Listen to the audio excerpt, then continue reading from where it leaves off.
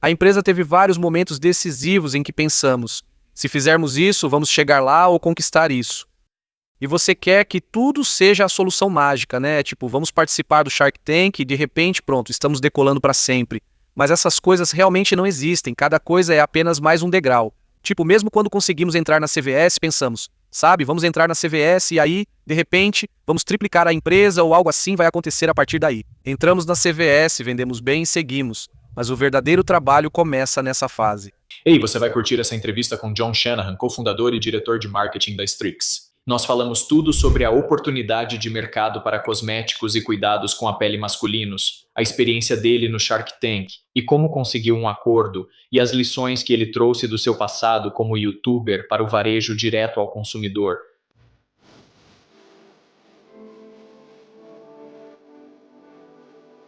John Shanahan, seja bem-vindo de volta ao podcast Aaron Watson. Obrigado. Feliz por ser convidado frequente agora. Sim, os poucos privilegiados. A gente deveria publicar uma lista junto com isso das pessoas que queríamos trazer de volta. E às vezes é tipo, vamos aprofundar no mesmo assunto. E em casos raros, é como um novo empreendimento completamente diferente. Da última vez falamos sobre o seu canal no YouTube, The Cavalier. Basicamente, bem naquela época, você cofundou uma nova empresa, Strex. Então, para quem não conhece ou não te viu recentemente no Shark Tank, vamos atualizar sobre o que é a empresa, qual é a missão e no que vocês estão trabalhando. Claro. Ainda administro The Cavalier. Esse é meio que o fundamento de tudo o que eu faço. E foi isso que me permitiu. Acho que falamos sobre eu largar o emprego para focar na criação de conteúdo. Se eu soubesse na época que esse seria meu caminho, não teria acreditado em você. Mas aqui estamos, anos depois. Então, nós estamos tentando criar basicamente a primeira marca de beleza masculina. Nós desenvolvemos produtos de cuidados com a pele e cosméticos para homens. Nós lançamos no modelo direto ao consumidor. Entramos na CVS em 2020, na Nordstrom em 2021.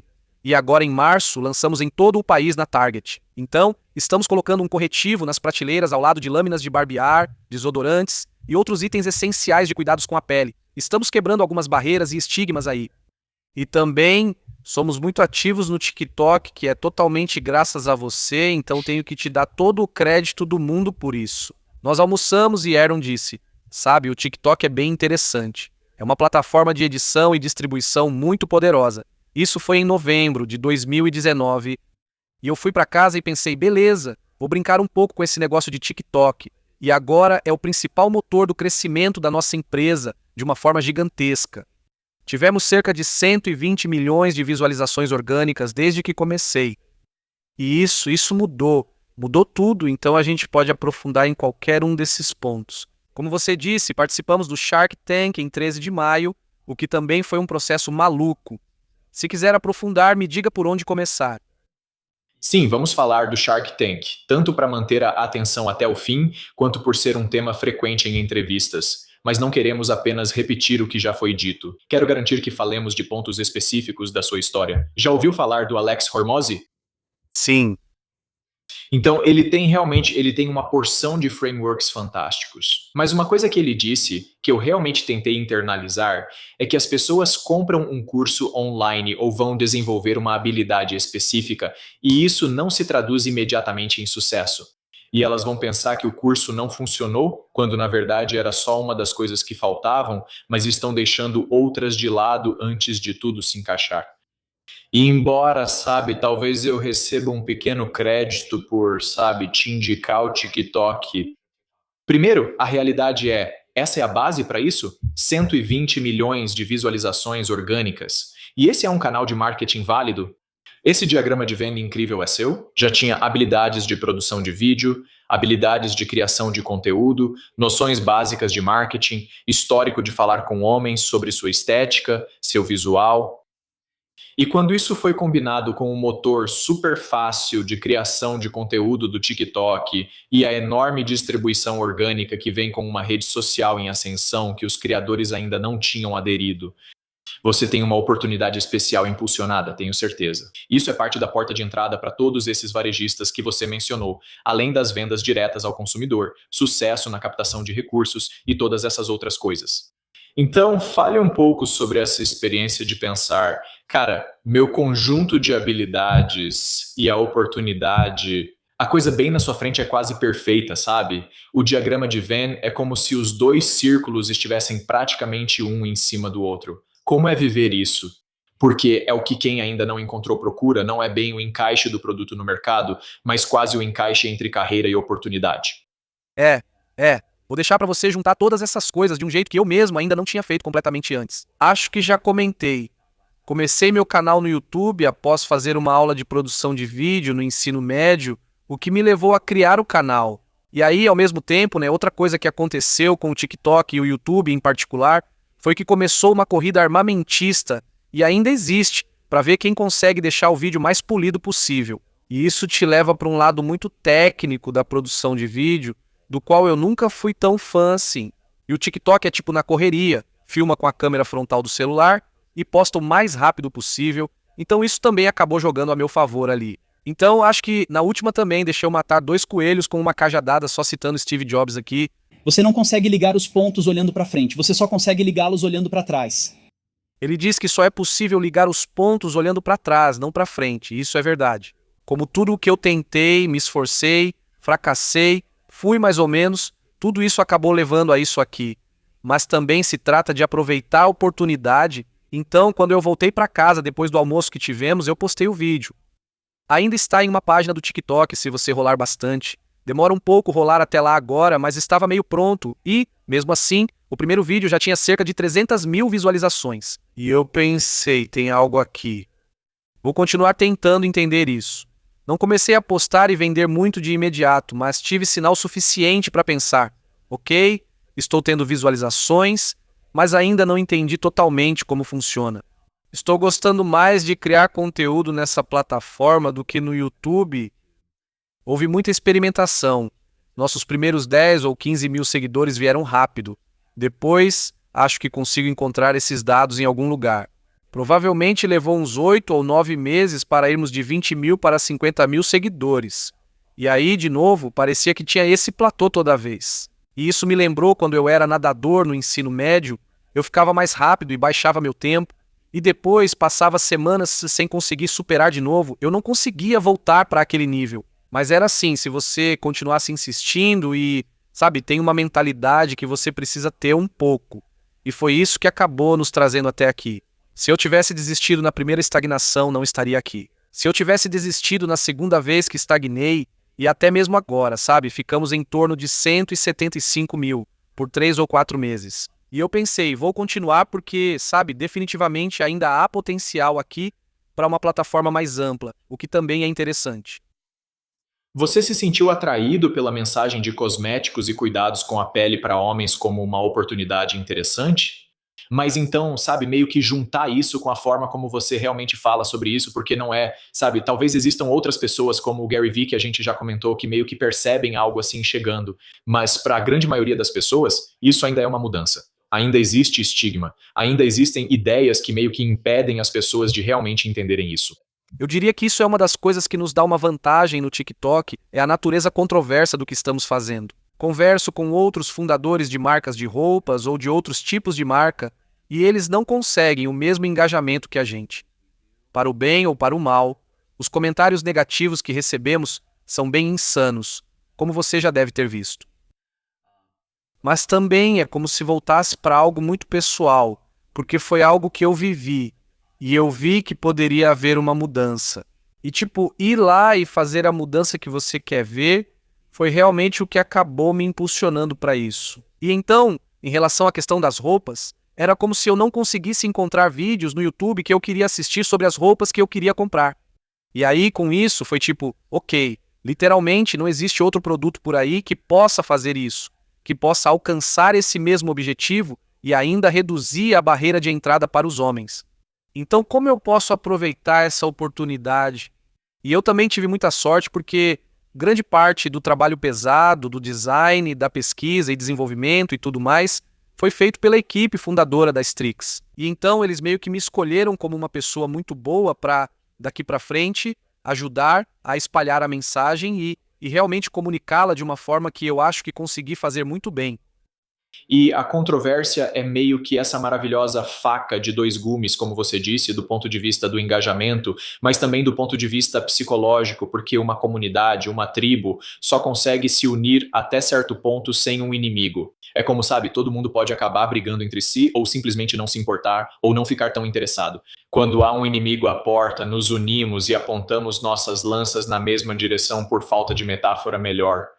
E então tem esse engajamento em si, de você receber mais comentários, porque tenho certeza de que, sabe, todo tipo de ódio ridículo aparece em cada vídeo que é postado. Mas também é o tipo de coisa que as pessoas que se identificam com isso percebem. Na hora da necessidade é que se vê quem é amigo de verdade. E isso é o gatilho psicológico. Sim, tem isso. E também conversar com outros fundadores que querem fazer mais TikToks. Eu também já tinha casca grossa o suficiente, depois de ser youtuber por 4 anos naquela época, para não levar nenhum dos comentários para o lado pessoal, mesmo que você definitivamente possa. Isso pode te jogar numa espiral, com certeza. Então, eu sei agora o que é. A carreira número 1 que as crianças querem no ensino fundamental agora é ser youtuber. E você realmente não sabe o que existe por aí até se expor de verdade. Então, parte de superar tudo isso é entender de onde vem, o fato de que você não pode levar para o lado pessoal. E aí você também encontra qual é a mensagem certa ali dentro que se alinha com tudo o que você está tentando fazer. Então você também precisa meio que, navegar por isso. Então, conte para o pessoal um pouco mais sobre a história da empresa. A ideia inicial, havia um produto inicial, e agora vocês já têm, eu nem sei se chega a uma dúzia, ou até onde chegaram com a quantidade de produtos que vocês têm à venda. Sim, agora temos pouco mais de 12. Quando a empresa começou, eu apareci no primeiro vídeo dela no YouTube, com um corretivo e um hidratante com cor.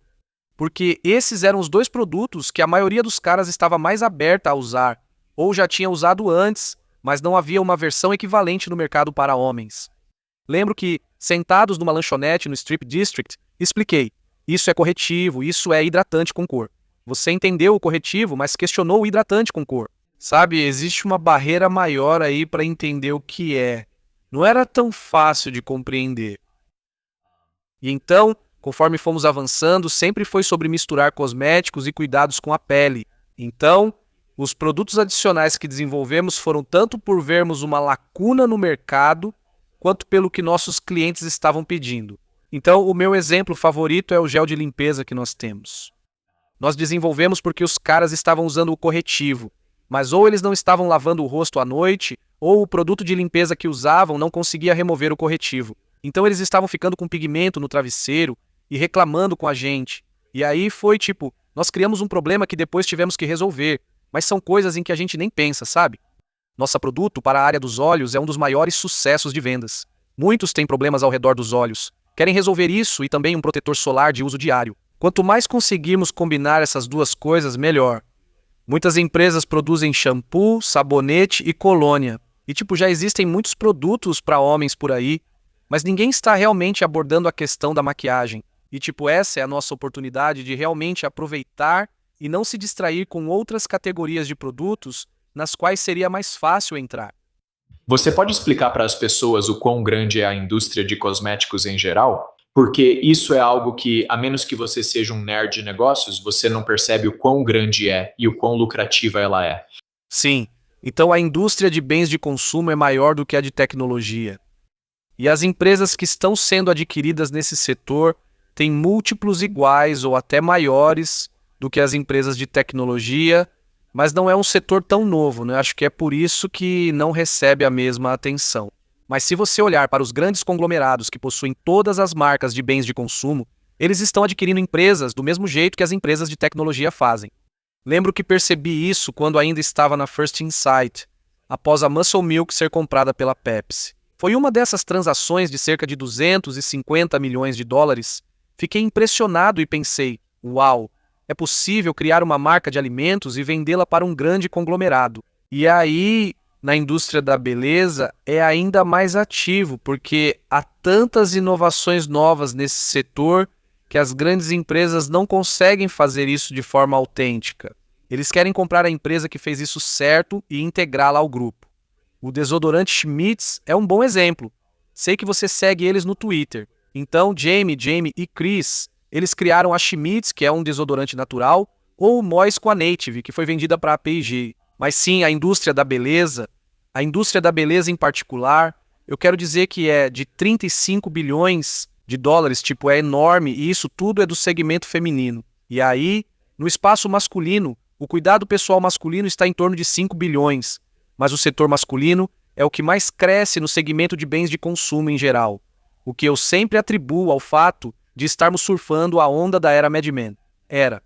Mad Men popularizou gravatas finas, ternos estilosos e cortes de cabelo bem feitos. Depois veio a moda da barba, com produtos específicos e mais aceitação. Agora estamos na era da depilação masculina.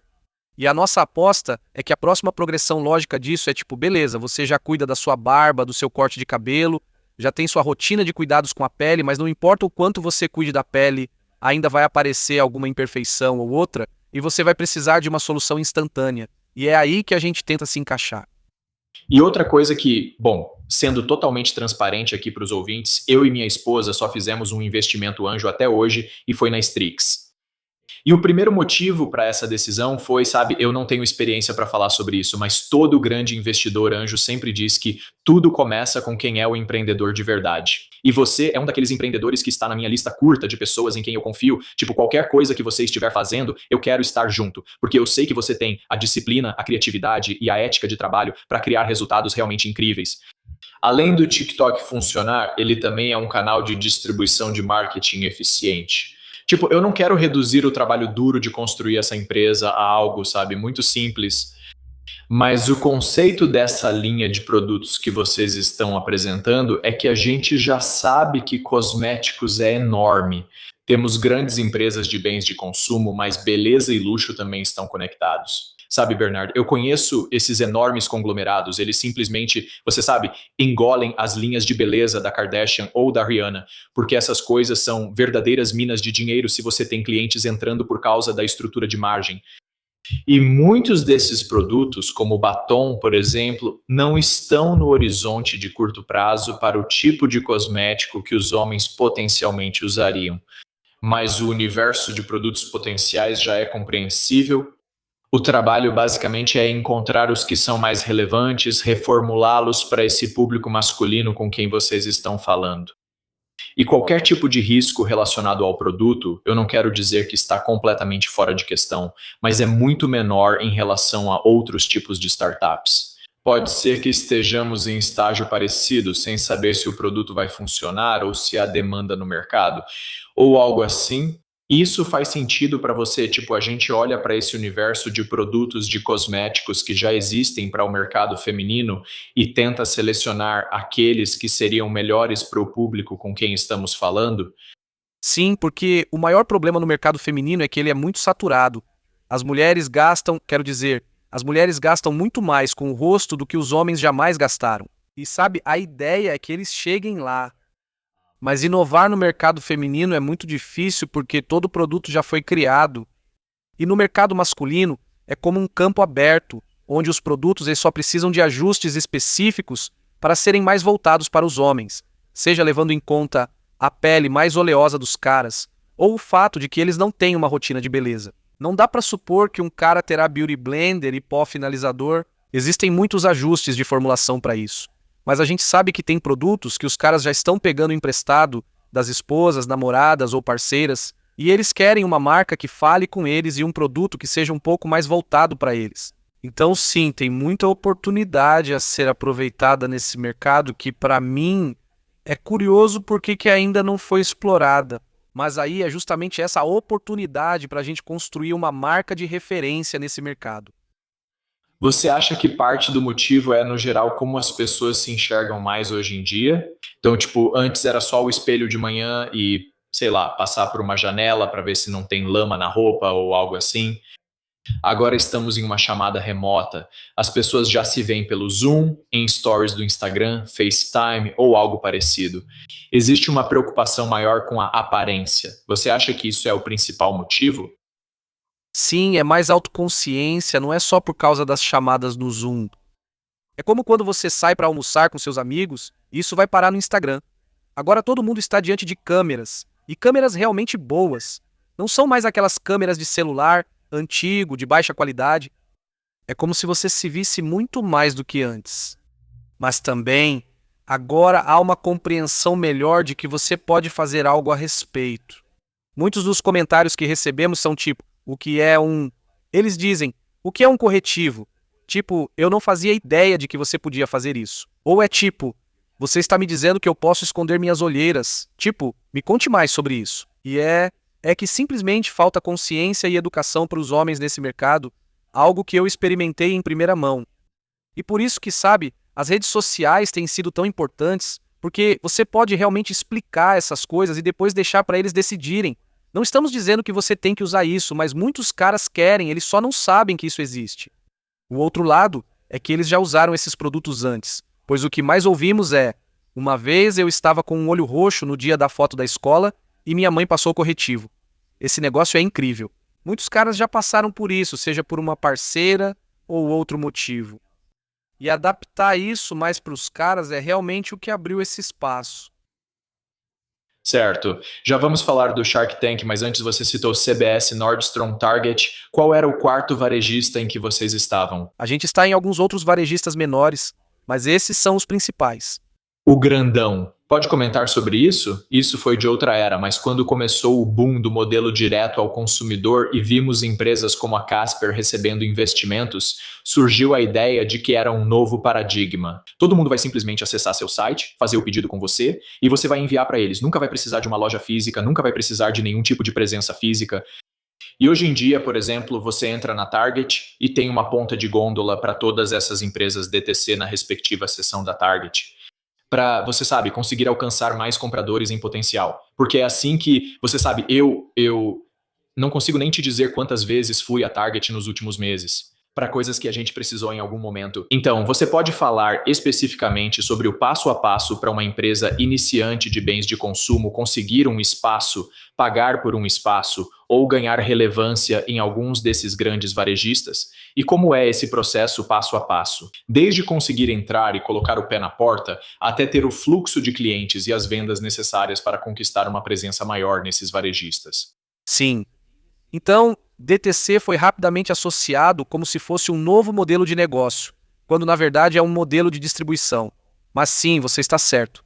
Houve toda uma era de marcas. Você provavelmente acharia declarações da Warby Parker ou de qualquer marca DTC dizendo: nunca estaremos no varejo. Funcionava assim, mas agora mudaram de ideia. Mas usar o DTC como uma forma de começar, tipo, a barreira de entrada é muito baixa. Você pode montar uma loja no Shopify muito facilmente, construir uma marca e então provar o conceito. Mas, no fim das contas, a penetração do e-commerce é tipo uns 30% mais ou menos, né? Pode variar um pouco dependendo do momento. Acho que agora está até diminuindo, sabe, por razões macroeconômicas. Então você só consegue alcançar 30% dos consumidores que vão comprar online, 70% do varejo ainda acontece em lojas físicas. Por isso essa é basicamente a razão de termos começado cedo. O outro lado disso é exclusivo do nosso produto e categoria. Precisamos estar nessas lojas, nas prateleiras com marcas já conhecidas, para mostrar que os caras também podem usar isso. Estamos na seção masculina, não na de beleza, para quebrar esse estigma. Mas para entrar no varejo, quero dizer, é muito difícil. Todo mundo quer entrar no varejo. Então, existem compradores nessas empresas que tudo o que fazem é avaliar novos produtos, novas marcas e descobrir o que está no mercado. Eu diria que 1% das marcas são escolhidas, certo? Se elas estiverem crescendo rápido o suficiente, um varejista entra em contato e diz: "Ei, nós adoramos o que você está fazendo. Venha conversar com a gente." Todo o resto é relacionamento e vendas. E isso faz parte de quando você fala sobre conectar os pontos. Minha experiência em desenvolvimento de negócios e vendas na First Insight foi o que definiu totalmente a maneira como apresentei a Strix a varejistas e investidores. Então, no caso da CVS em particular, eles olharam para a Target e disseram: a Target está trazendo marcas legais, está atraindo consumidores legais como novos consumidores mais jovens. Como fazemos isso do nosso lado? E isso facilitou para a gente, porque nós também estávamos... Quer dizer, nada disso é fácil. Mas o nosso posicionamento, porque você também precisa se posicionar para o varejista, o que você oferece é que você pode colocar outro óleo para a barba, outro barbeador na sua prateleira, mas você não está fazendo a categoria crescer. Estamos colocando nosso produto junto aos outros. Dados de clientes mostram que eles já possuem produtos similares na loja. Então, olha, essa é uma maneira de fazer a categoria crescer. Você está fazendo o mercado todo crescer. Então, você precisa descobrir qual é a sua proposta para o varejista e como você vai levar esse valor único. Uma das marcas que me aproximei é a Quip. E o que eles disseram para a Target foi que algo em torno de 80% dos clientes da Quip, a escova de dentes elétrica deles, estavam vindo de escovas de dentes comuns, não elétricas.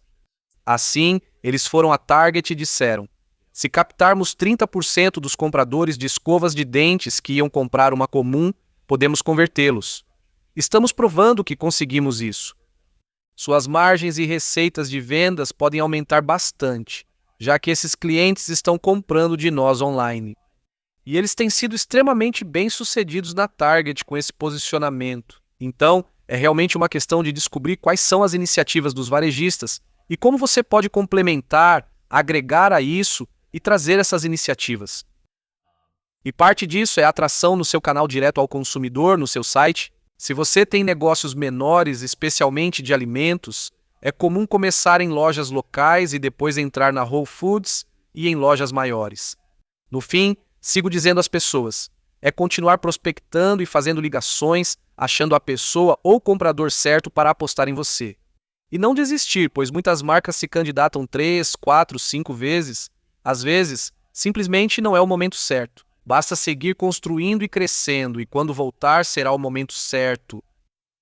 Consistência e esforço são a base de toda venda.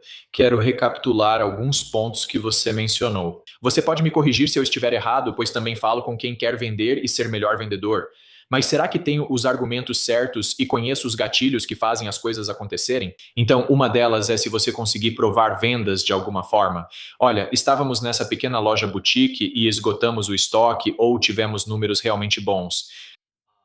Segundo, nós temos essa tese de como geramos valor para você. Nós somos profundamente empáticos com você, o varejista, e com seus objetivos e com a nossa capacidade de, não apenas querer que nosso produto seja vendido aí, mas sim ajudar você a alcançar o objetivo X, Y ou B. E então, quando você realmente consegue entrar, sempre vai ser algum tipo de teste piloto com lote limitado, realmente acompanhando e dizendo: olha, essa era a tese que tínhamos, esse foi o resultado. Isso varia conforme o produto, pois às vezes trata-se de aproveitar melhor o comprador médio de escova de dentes. E em outros casos é assim: olha, ninguém entra e compra 3 aparelhos de barbear diferentes, mas vai ter gente que compra um aparelho de barbear e um corretivo da Strix. Sim, exatamente. Tudo isso junto fez de vocês candidatos ideais para o Shark Tank. Conte pra gente um pouco da história de como tudo isso aconteceu, e aí podemos falar sobre o acordo que vocês fecharam. Sim, o mais louco é que quando começamos o processo do Shark Tank ainda não estávamos na Target. Na mesma semana da primeira ligação com a Target, também falamos com os produtores do Shark Tank. Essas duas coisas sempre aconteceram em paralelo. Foi uma loucura isso acontecer assim. Elas se concretizaram quase simultaneamente. Sim, entramos em contato com um produtor. Diferente dos varejistas, o Shark Tank procura muitas empresas. O objetivo final do Shark Tank é encher o pipeline deles com empresas, produtos e fundadores legais e interessantes, e depois ir filtrando até chegar a uma seleção realmente sólida. Então eu realmente conheço muito mais empresas que foram, procuradas pelo Shark Tank. Mas também conheço muitas empresas que simplesmente se inscrevem pelo site como a gente. Você se inscreve no site, apresenta sua ideia e espera receber uma ligação. Muitas empresas conseguem isso. O processo é: você passa por uma seleção, faz um vídeo de apresentação e depois é aprovado. E aí você faz aquela etapa com os produtores, começa a refinar sua proposta. E no final das contas você chega a filmar. E o mais louco é que algo em torno de 25% das propostas filmadas ainda assim nunca veem à luz do dia. Conheço 4 empresas que gravaram nesta temporada e seus episódios nunca foram ao ar. Então, existem vários pontos de corte onde você pode acabar nem chegar à gravação ou nunca ver no seu episódio. Muitas empresas filmam, mas não veem seu material no episódio. Continue. Sim, então existem todos esses pontos de corte onde seu episódio pode acabar nunca indo ao ar. E eles deixam isso muito claro também. Eles dizem que, basicamente, até você entrar por aquelas portas na televisão nacional, não há garantia de que seu episódio vai ao ar. Porque eu tenho certeza de que há muitas pessoas, porque dá muito trabalho, tem tipo toneladas de papelada e coisas de bastidores que você precisa fazer para conseguir entrar lá. Então, tenho certeza de que existem empresas que passam por esse processo e ficam frustradas porque o episódio nunca chega a ir ao ar. Eu acredito nisso. Então, vamos falar sobre isso. Quero dizer, parte disso tem que ser, tipo, vamos tornar essa apresentação realmente divertida, além de ter um ótimo produto. Provavelmente ajuda a conseguir fechar um ótimo negócio ou ser rejeitado por todos de uma forma realmente fascinante. Então, conta pra gente qual era a sua estratégia ao entrar nisso e como pensou em se preparar. Ouvi que vocês gravam mais de 1 hora e depois selecionam só os melhores momentos para mostrar. Como foi essa experiência? Sim, devemos lembrar que o objetivo do programa é mostrar os tubarões de forma positiva. Tudo serve a esse propósito e, no fim, mostra os produtos, os empreendedores, mas o objetivo do programa é fazer os tubarões parecerem bons. E quando estamos nos preparando, bem, nós gravamos por cerca de 1 hora. A única coisa que é roteirizada são aqueles primeiros 30 ou 60 segundos, certo? É o pitch. E depois é cada um por si. E felizmente nós já tínhamos levantado dinheiro antes, então já passamos por essas reuniões. Mas a diferença no Shark Tank é que toda pergunta que a gente queria responder, a gente basicamente tinha que responder primeiro para o público, depois para os tubarões e por último para os investidores. Então, quando a gente pensava em como responder algumas das perguntas que normalmente recebemos, era tipo, como responder de um jeito que esclareça para o público que está assistindo, porque no fim eles são os mais importantes no programa. Responder à pergunta do tubarão também é importante. Além disso, há 5 personalidades fortes na sala, todos querendo fazer um ótimo programa e tentando falar ao mesmo tempo, interrompendo e testando como você se sai. Você precisa escolher para quem responder a cada momento. Muito foi cortado do episódio e não respondemos a pergunta sobre faturamento por uns 20 minutos. Kevin ficou vermelho de raiva, sem entender o que estava acontecendo. Por isso que no nosso episódio, Robert fala, eu sabia, porque a gente continuava ignorando o Kevin. Ele ficava, faturamento, faturamento, e aí Damon também, faturamento, faturamento. E quando finalmente respondemos, todos ficaram tipo, ah, tá, e disseram, faz sentido. Então, só de ter isso em mente, de como você também pode tornar isso o mais divertido possível, você tem que lembrar disso também, porque é isso que eles querem, sabe? Eles querem fazer um ótimo programa de TV. Ter anos de experiência em criação de conteúdo ajuda muito ao começar, mas nem toda empresa possui isso. Sim, eu brinco com as pessoas o tempo todo. Passo o dia falando com uma câmera, então é ótimo fazer isso e ter com quem conversar. Sim, para trocar ideias. Então você fez um acordo com Robert Herjavec. Vou errar. Tentei falar o nome dele, mas ainda tenho um bloqueio. E qual tem sido o resultado até agora? Então, sabe, uma dessas coisas com essas empresas que não aparecem no programa é que elas não recebem o aumento de vendas que normalmente acontece quando todo mundo corre para o site depois de assistir ao programa. Você também tem um tubarão como investidor e capital novo para investir. Como isso funciona?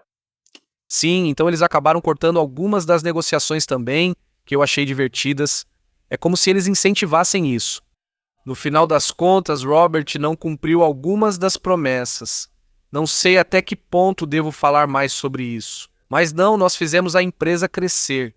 Paramos de queimar dinheiro e conseguimos fechar com a Target, tudo isso sem ajuda adicional. Adoraríamos tê-lo conosco porque sei que há muitos benefícios em ter isso. Mas, no fim das contas, realmente não foi um dos fatores que levou ao crescimento, o que é reconfortante e empolgante. Mas também, sabe, talvez tivéssemos avançado mais rápido se tivéssemos o dinheiro extra e a orientação adicional. Mas acho que isso é tudo o que posso dizer. Justo.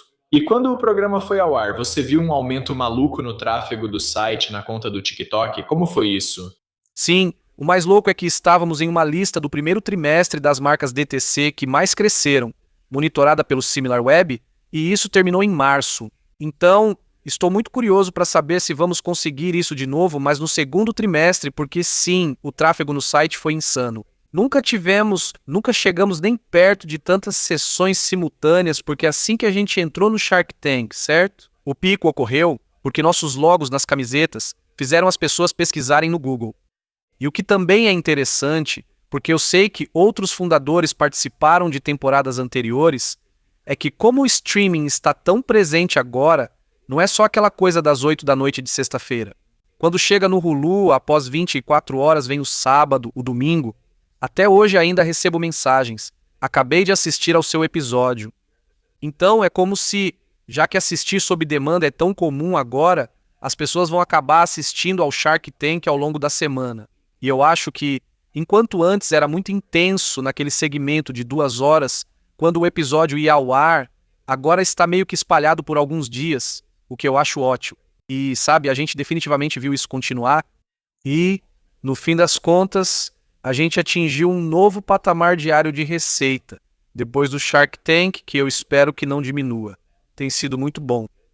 Porém, ao mesmo tempo, tive 3 vídeos que ultrapassaram 1 milhão de visualizações naquele fim de semana. Então, é como se tudo estivesse crescendo e tem sido uma loucura tentar manter esse ritmo. E, você sabe, a gente contratou um líder de crescimento em janeiro. A missão com ele era mostrar que, apesar do sucesso do TikTok, precisávamos fazer outros canais funcionarem, já que toda a atenção estava focada em um só. Vimos isso pela primeira vez em março, quando um vídeo viral gerou um efeito prolongado inédito nos nossos TikToks. E é a mesma coisa com o Shark Tank, onde é tipo, beleza, né? O Shark Tank vai trazer um tráfego enorme, mas como a gente aproveita isso para impulsionar todos os outros canais? É assim, queremos garantir que, se as pessoas estiverem pesquisando no Google sobre o que viram, se estiverem procurando por corretivo masculino do Shark Tank, a gente tem que aparecer lá. Como aproveitamos a aparição no Shark Tank para gerar mais validação social e mostrar que realmente vale a pena?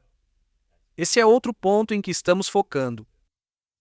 Sim, foi prudente ter essa profissional de crescimento pronta.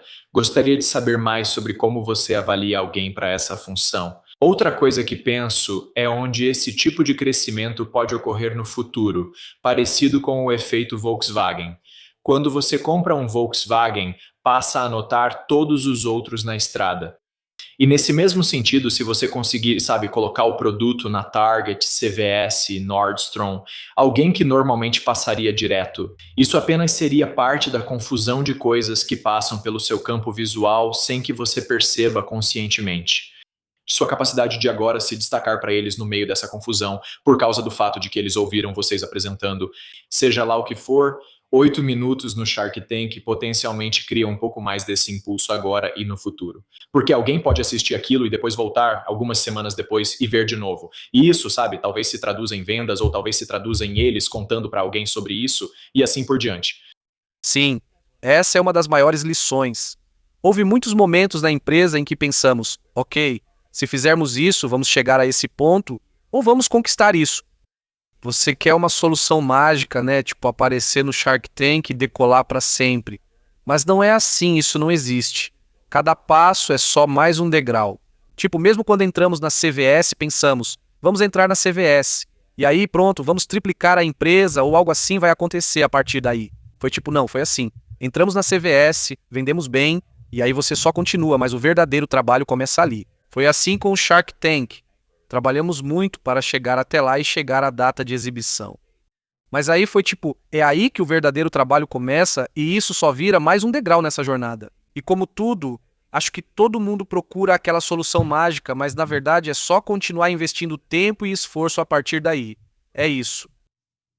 Bem, esse é o tipo de lição ou insight perfeito para encerrarmos aqui, John. Tem mais alguma coisa que você gostaria de compartilhar hoje que eu não te dei a chance antes de fazermos as 2 últimas perguntas? Não, acho que já disse no último episódio, tipo, olha, eu ouço isso toda semana. Sinto que talvez eu seja um dos ouvintes mais assíduos do podcast. Acho que você faz um ótimo trabalho. Acho incrível como você encontra pessoas interessantes que eu não conhecia, já que costumo ver as mesmas em podcasts. Sua habilidade de descobrir convidados e fazer perguntas perspicazes me faz sempre voltar. Então, um reconhecimento público para você por continuar. Muito gentil da sua parte. Obrigado. Quem quiser saber mais sobre a Strix e acompanhar suas novidades, quais canais digitais podemos passar para as pessoas? Somos Strix Official nas redes. E sim, a gente faz mais coisas no TikTok. E estamos tentando melhorar um pouco em postar coisas no LinkedIn também, porque tem coisas legais acontecendo. Então é isso, Strix Official praticamente em todo lugar. Uma das outras coisas que eu queria te perguntar antes de irmos para o desafio aqui é que no começo da Strix, um dos valores da empresa era a sutileza, eu acho. Ou talvez essa não seja exatamente a palavra certa. Discrição. Essa é basicamente a ideia de cobrir pequenas imperfeições no rosto. Então havia essa tensão estranha entre querer contar para todo mundo sobre o que você está fazendo e também ter um pouco de discrição sobre os detalhes da empresa. Obviamente tem uma pergunta aqui antes onde isso foi mencionado, mas isso ainda é um valor? Será que isso talvez foi deixado de lado de certa forma? Como você está pensando sobre isso no contexto de construir uma marca? Sim, isso provavelmente é o que mais me incomoda, pois também sou assim pessoalmente. E gastar tempo postando coisas no LinkedIn e me gabando humildemente ou nem tão humildemente assim é algo muito desconfortável. E por isso, parte do motivo pelo qual o valor da marca é a discrição é porque isso vem muito dos fundadores, e meus cofundadores também são assim. E sim, até mesmo do jeito que a gente faz as coisas, nós nunca realmente anunciamos uma rodada de captação de investimentos, porque isso não nos motiva, não impulsiona a empresa nem a missão para frente. Então, mas sim, com todos os nossos produtos, sabe? A natureza discreta permanece, mas existe esse tipo de tensão em que você precisa anunciar essas coisas e precisa falar disso bem publicamente. Mas ao mesmo tempo, como é que a gente mantém o foco e continua trabalhando duro nisso? Sim, esse é um dos equilíbrios que sempre buscamos na empresa. Beleza, nós vamos colocar todos os links da Strix aqui nas notas do episódio. Você encontra isso no app de podcast ou em goingdeepdarren.com podcast em todos os episódios do programa. Mas antes de te liberar, John, gostaria de te passar o microfone uma última vez para lançar um desafio para a audiência. Acho que você precisa tentar algo novo que te deixe desconfortável. E no contexto da Strix, sabe, caras experimentando corretivo. Mas, sabe, se tem algo que você tem interesse em fazer, é tipo dar esse pequeno salto e tentar. Pra mim, e isso foi o TikTok, várias coisas que fiz nos últimos anos foram assim. Mas, sabe, o crescimento acontece no desconforto. E se você não se esforçar para fazer isso com mais frequência, acho que vai se surpreender com os resultados que vai ver. Sim, posso dizer que acabamos de contratar, como mencionei em episódios anteriores, uma pessoa de operações. Isso foi desconfortável para mim porque antes todas as contratações para Piper eram só editores de vídeo. Era algo bem definido, em outro sentido da palavra, pois eu sabia o que era preciso para ser um bom editor e avaliar se alguém era bom ou não. Mas com essa coisa de operações eu ficava tipo, eu realmente não tenho uma definição clara das coisas que precisam ser feitas, porque eu sou todo bagunçado administrativamente. E tem sido um desafio maravilhosamente benéfico até agora, que definitivamente me tirou da minha zona de conforto, mas já trouxe coisas positivas. Então eu adoro esse desafio e acho que todo mundo deveria encarar isso. Pode contratar alguém ou correr mais amanhã. Coloque-se em situações desconfortáveis. Amém. John, isso foi fantástico. Obrigado por participar do programa, cara. Parabéns pelo bebê. Não tinha comentado publicamente. É ótimo ver seu crescimento como pai. Obrigado. Acabamos de ter uma conversa profunda com John Shanahan. Espero que você aí esteja tendo um dia fantástico. Ei, obrigado por assistir até o final da minha entrevista com John. Se quiser mais insights dele, especialmente sobre como desenvolver o seu canal no YouTube com mais de 100 mil inscritos, veja a nossa entrevista de alguns anos atrás, feita quando ele ia fundar a Strix. Conversamos sobre o canal dele no YouTube, The Cavalier,